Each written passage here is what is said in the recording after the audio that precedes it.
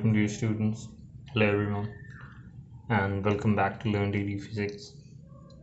Today we are going to discuss our next lecture Helmholtz free energy और हमने entropy पढ़ी। अब हम हेल्महोल्ट्ज़ फ्री एनर्जी पढ़ेंगे, इसकी फ़िज़िकल सिग्निफिकेंस देखेंगे।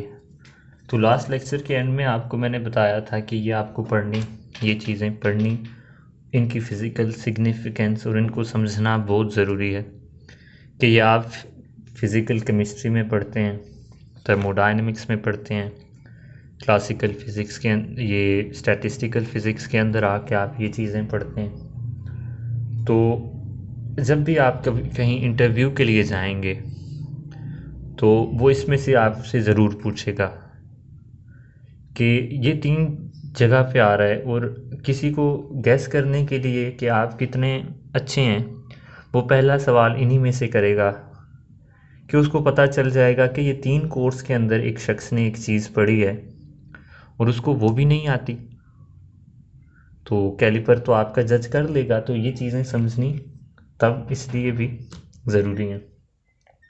तो मैंने फिर से रिपीट इस वजह से किया कि मैंने वो लेक्चर के एंड में कहा था, और बाज़ लोग लेक्चर के एंड तक जाते ही नहीं, बस समझ आ गई वो काट दिया, उनकी रिटेंशन बहुत थोड़ी होती है। तो चलता हूँ लेक्चर की तरफ। छोटी सी बात थी, अगर आप समझना चाहें तो समझ सकते हैं इजीली। तो जो हमारे पास हेल्महोल्ट्ज़ फ्री एनर्जी होती है, हमने इसको F से रिप्रेजेंट किया था, और ये बराबर थी F is equals to E minus T/S। तो इसको हम वर्क फंक्शन भी कहते हैं, सही। इसको हम क्या वर्क फंक्शन भी कहते हैं। क्यों कहते हैं ये, जब हम इसकी फ़िज़िकल सिग्निफिकेंस तक जाएंगे तो हमें पता चल जाएगा कि इसको हम वर्क फंक्शन क्यों कहते हैं। तो अब F is equals to E minus TS, बाज़ बुक्स के अंदर इसको ए से भी रिप्रेजेंट किया जाता है। तो डेल एस अगर हम ऑपरेटर लेते हैं, छोटी क्लासेस के अंदर आपको ये F1 फिर E1 S1 के साथ पढ़ाया जाता है, लेकिन क्योंकि हम स्टैटिस्टिकल का कोर्स पढ़ रहे हैं और थर्मोडायनेमिक्स में हम ये पहले पढ़ चुके हैं, तो डेल एस ऑपरेटर पुट कर देता हूँ आइसोथर्मली कि आइसोथर्मल हमारे पास जो सिस्टम है वो आइसोथर्मल है, टेम्परेचर कांस्टेंट रहता है इसके अंदर। तो ये होगा del E minus T del S। तो अगर तो ये T कांस्टेंट ना होता तो यहाँ पे प्रोडक्ट लगता del T S minus T del S, लेकिन क्योंकि मैंने बताया कि आइसोथर्मल हमारे पास प्रोसेस है, तो उसके लिए क्या होगा, T कांस्टेंट है तो कांस्टेंट हमारे पास ये ऑपरेटर से शुरू में आ जाता है। तो अगर कोई शुरू का थर्मोडायनेमिक्स में पढ़ रहा है पहली दफ़ा, या उसको डेल ऑपरेटर के बारे में नहीं पता, तो ये डेल ऑपरेटर जो सा है एक डिफरेंशियल ऑपरेटर ही है। जैसे आप d/dt इस्तेमाल करते हैं या d/d समथिंग इस्तेमाल करते हैं, कोई भी डिफरेंशियल ऑपरेटर लगाते हैं, तो ये भी एक डिफरेंशियल ऑपरेटर है। फिर उसके बाद हमें पता है, यहाँ पे मैं लिखता हूँ कि del S is equals to del Q by T. Previous lecture के अंदर ये मैं एंट्रोपी आपको बता चुका हूँ। तो अकॉर्डिंग टू, मैं यहाँ पे लिखता हूँ कि अकॉर्डिंग टू, एक और सी भी था यहाँ पे, अकॉर्डिंग टू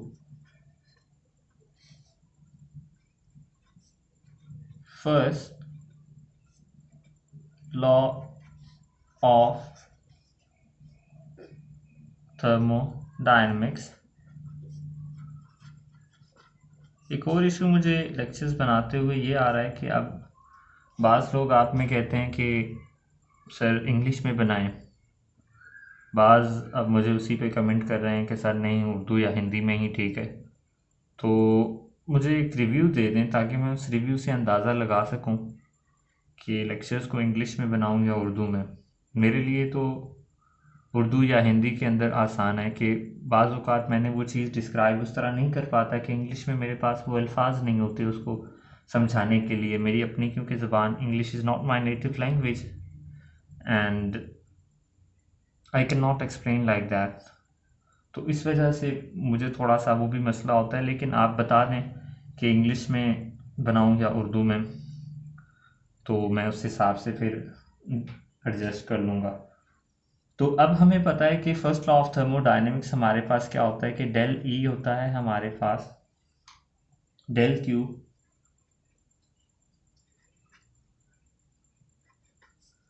माइनस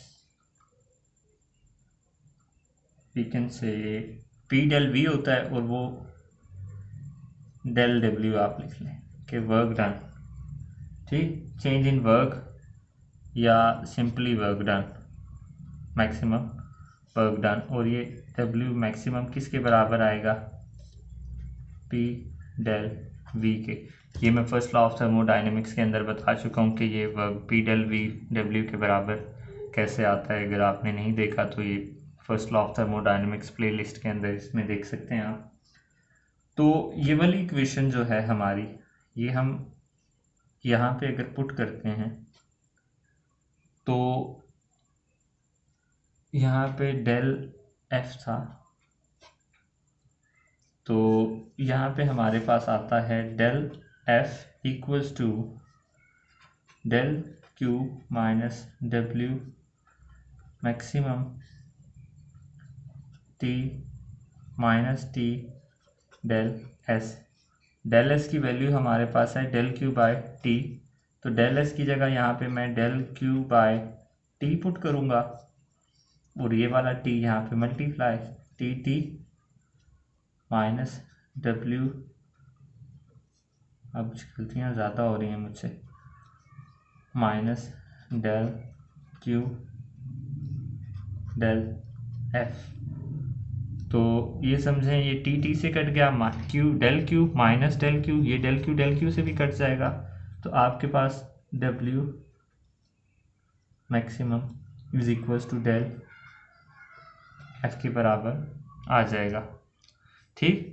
तो ये डब्ल्यू मैक्सिमम जो सा है ये पी डेल वी के लिए कुछ ना कुछ यहाँ पे कंडीशंस होंगी कि जो मैक्सिमम वॉल्यूम जो है उसके लिए होगा, del v should be change in volume should be here maximum, p is constant so volume here should be maximum, otherwise ये मैक्सिमम नहीं होगा। अगर वॉल्यूम कम है तो यहाँ पे इनका प्रोडक्ट कम आएगा और हमारे पास वर्क डन जो है वो मैक्सिमम नहीं होगा। तो ये इक्वेशन अब मैं यहाँ पे माइनस इधर ले आता हूँ, तो del F will be equals to W max. तो अब ये इक्वेशन अगर आप देखते हैं, if you looking in at this equation, तो हमारे पास जो वर्क मैक्सिमम वर्क है वो क्या आता है, फिजिकल सिग्निफिकेंस इस इक्वेशन से हमारे पास आती है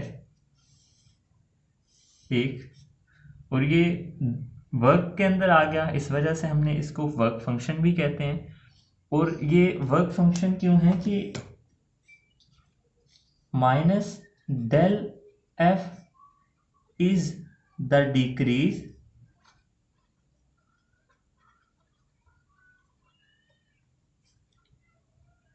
of Helmholtz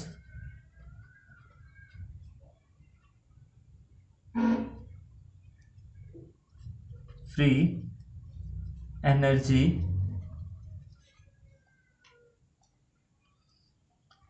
and it is the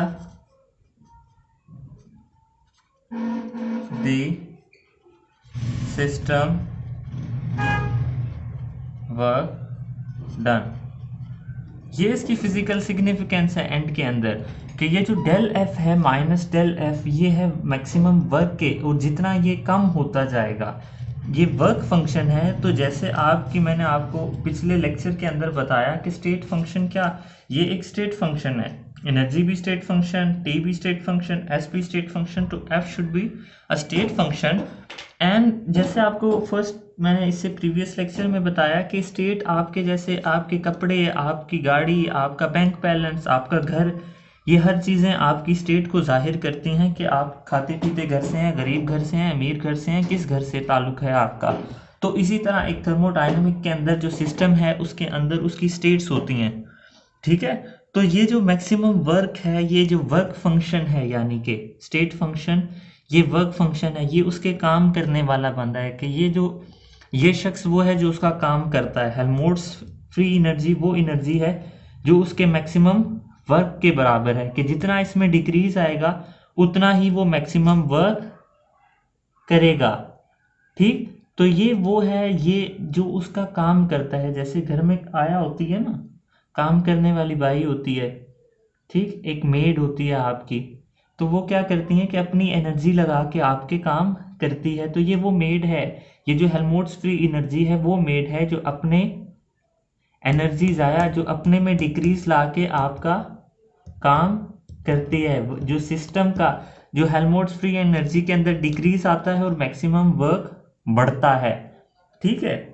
तो एक में डिक्रीज, एक में इंक्रीज आ रहा है, तो इसके डिक्रीज की वजह से ये मैक्सिमम वर्क हमारे पास बढ़ता है। और तो यही हेल्महोल्ट्ज़ फंक्शन है, ये इसकी फिजिकल सिग्निफिकेंस है। I hope you understand everything, और आपको समझ में आ गया होगा इसको वर्क फंक्शन क्यों कहते हैं, इसकी हमारे पास थर्मोडायनेमिक सिस्टम के अंदर ज़रूरत क्यों आती है।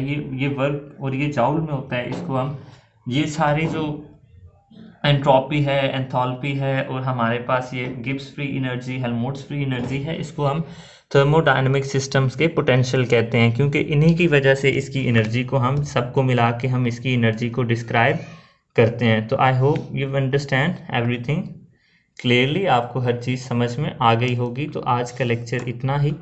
अब हम बात करेंगे नेक्स्ट गिब्स फ्री एनर्जी की और गिब्स फ्री एनर्जी की फ़िज़िकल सिग्निफिकेंस की। तो तब तक के लिए इजाज़त। अस्सलाम वालेकुम रहमतुल्लाह।